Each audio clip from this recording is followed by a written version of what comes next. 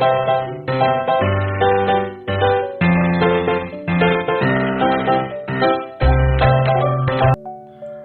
दिवस खूप छान होता, कारण आज नवऱ्याला सुट्टी होती आणि एकदम निवांत अशी मी 8-8:30 वाजता उठले होते. मग थोडंसं दूध वगैरे आणायला लावले, चहा, कारण सकाळचा चहा ना खूप जास्त इम्पॉर्टंट असतो, त्यामुळे मला आज चहा लागतो. मग थोडंसं निवांत गाणे वगैरे ऐकत वगैरे सकाळचा माझा चहा वगैरे चालू होता. मग बसले होते सहजच.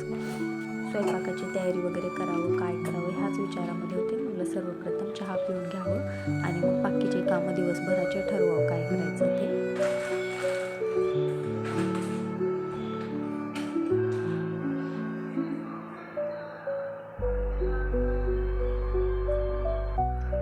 सकाळचा चहा ना माझ्या सगळ्यात जास्त आवडीचा असतो, त्यामुळे सर्वप्रथम सकाळी उठले, आंघोळ वगैरे केलं, थोडंसं घर आवरले आणि मग म्हटलं चहा वगैरे करावा. दिवसाची सुरुवात अशी झाली आहे. थोडंसं बाहेरचं वातावरण पण बघितले, थोडंसं छान वाटत होतं. लावा पुढच्या कामाला, थोडंसं नवऱ्यासोबत गप्पा मारावेत, काय करायचं, आजचा दिवस कसा घालवायचा चालूच होतं. आम्ही दोघं मिळून थोडंसं गप्पा वगैरे मारल्या, इकडचं तिकडचं, कारण आता सुट्टी नसते लवकर आणि सुट्टी भेटली तर मग घरातली कामं करा, परत वेळ घालवा, हे सगळं थोडंसं ॲडजस्ट करायला वेळ लागतो. मग आमचं चालू असतं चहा वगैरे घेणं, सगळं सोबत एकत्र गप्पा वगैरे मारतो, मस्त वाटलं चहा घ्यायला. आणि मग ठरवलं होतं आणि असं बसलो तर हे मला म्हणले की जरा ते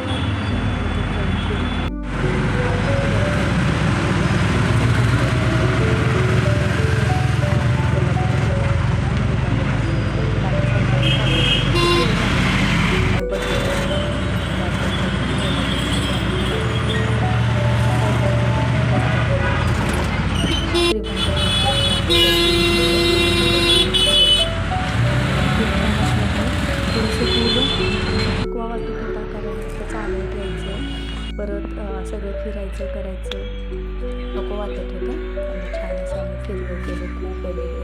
परत एकदा साप वगैरे बघायला मिळाले, खूप मिस करत होते साप बघायला, कारण मला आवडतात ते एक प्राणी म्हणल्यानंतर थोडंसं सगळ्यांना असतात ना एक बघायचे हौस, म्हणून आम्ही ते बघत होतो. इकडं तिकडं थोडंसं ऊन पण लागत होतं, आमचं फोटो सेशन चालू होतं, मस्त वाटत होतं आजचा दिवस एकत्र घालवायला.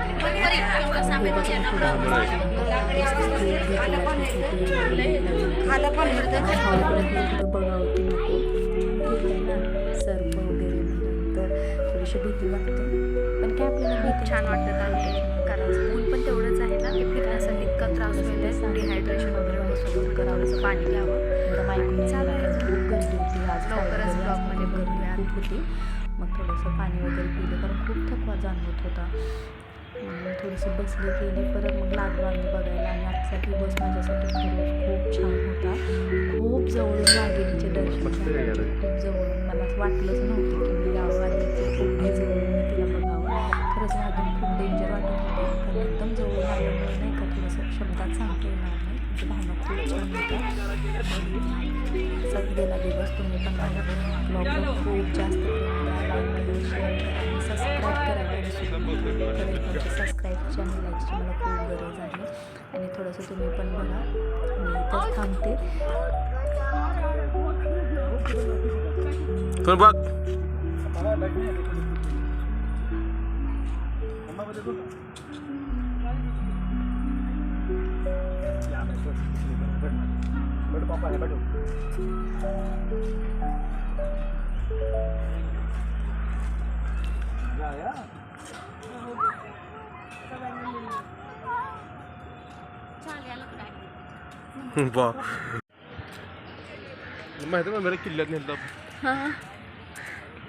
खूप थकले आहे आणि ब्लॉग इथंच थांबवते. पुन्हा भेटू नवीन ब्लॉगमध्ये.